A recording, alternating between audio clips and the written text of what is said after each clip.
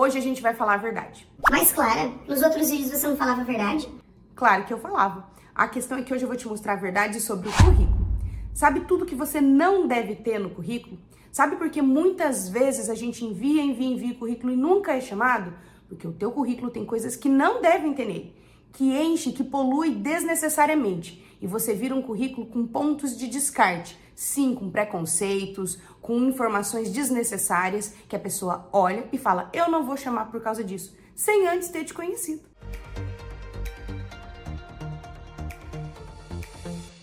Eu sou a professora Clara, embaixadora do Senai Play, e trago hoje as verdades que o currículo não pode ter e que você deve tirar para você conseguir aumentar a sua chance de ser chamado para entrevista de emprego. Todo currículo deve ter, óbvio, as informações necessárias para você ser chamado para uma entrevista de emprego. Começa pelo cabeçalho, tem o objetivo profissional, tem a estrutura da formação acadêmica, a escolaridade, as experiências profissionais e aqueles cursos de qualificação que a gente tem para agregar valor ali ao currículo.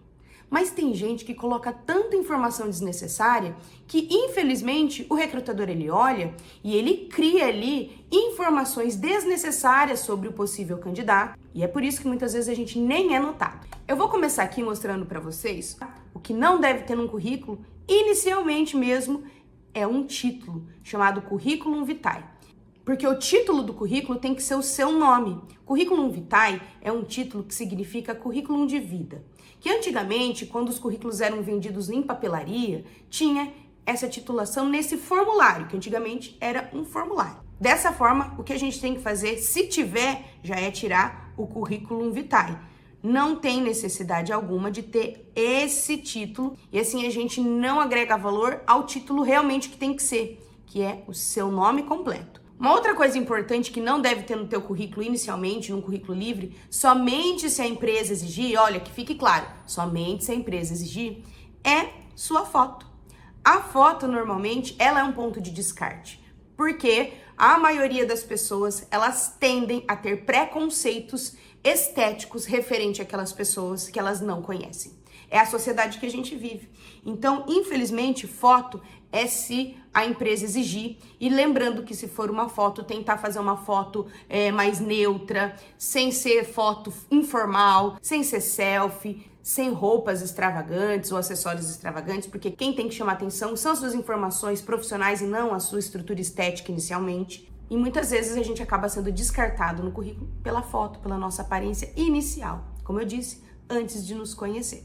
Outro ponto importante que não tem necessidade nenhuma são vários dados pessoais, como por exemplo, data de nascimento. Data de nascimento é algo assim, não tem necessidade. Quer colocar idade? Então coloca 18 anos, 20 anos, 30 anos, 40 anos, mas não coloca a data de nascimento. Não tem necessidade, a gente já tira essa data de nascimento aqui. E uma outra coisa importante e pessoal e até perigosa, é a respeito do nosso endereço completo. Por que eu preciso pôr no meu currículo onde eu moro, exatamente aonde eu moro, para ser chamado para uma entrevista de emprego? Não tem necessidade da gente ser julgado, ou ser indicado, ou ser, assim, analisado pelo bairro onde a gente mora. Então, até por questões de segurança, porque eu não sei para quem eu tô entregando o meu currículo por aí, no máximo, bairro e cidade. O que também não dá para você deixar no seu currículo são números de documentos pessoais. CPF, RG. Me fala, pra que a empresa vai querer saber o número do meu CPF, do meu RG, para me chamar para uma entrevista de emprego? Vai fazer diferença? Talvez para a empresa ela vai consultar o seu nome no Serasa, no SPC, e você acha que isso está correto? Não tá. É a verdade que eu venho trazer hoje para vocês. Não tem necessidade de ter CPF no seu currículo, porque isso só vai ter assim a disponibilidade deles consultarem seu CPF ou fazer uso impróprio do número do seu documento. Então, o que não deve ter no seu currículo? Número de documento pessoal. Outra coisa desnecessária que não precisa ter no seu currículo: nacionalidade ou naturalidade.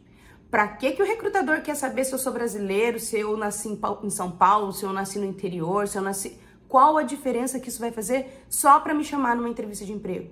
Não, meus pontos principais são os profissionais para me chamar? Ele não quer saber se eu tenho experiência, se eu tenho qualificação?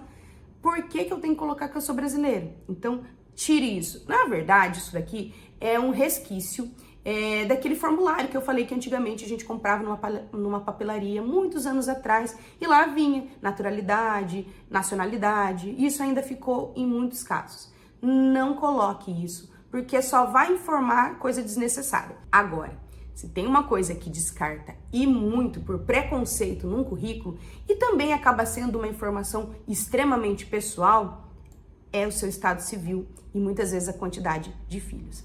Tira agora. Se você é solteiro, casado, viúvo, separado, divorciado, isso não é da conta do recrutador. Claro que muitas vezes na entrevista depois ele vai perguntar tudo isso.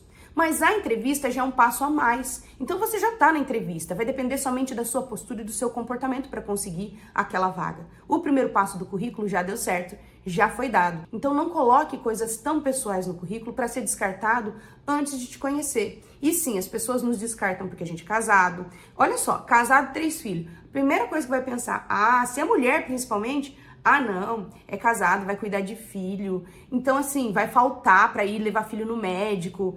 Se é solteiro e muito novo, é solteiro, então eu acho que vai ficar saindo demais. Sabe, cria-se toda uma invenção na cabeça, toda uma fanfic, cria-se um personagem, uma persona ali, que muitas vezes não condiz com a realidade do candidato. Então, para que antes de me conhecer, eu já vou informar esse tipo de coisa? Nesse caso, aqui no início, no cabeçalho, é importante deixar nome, e-mail e telefone.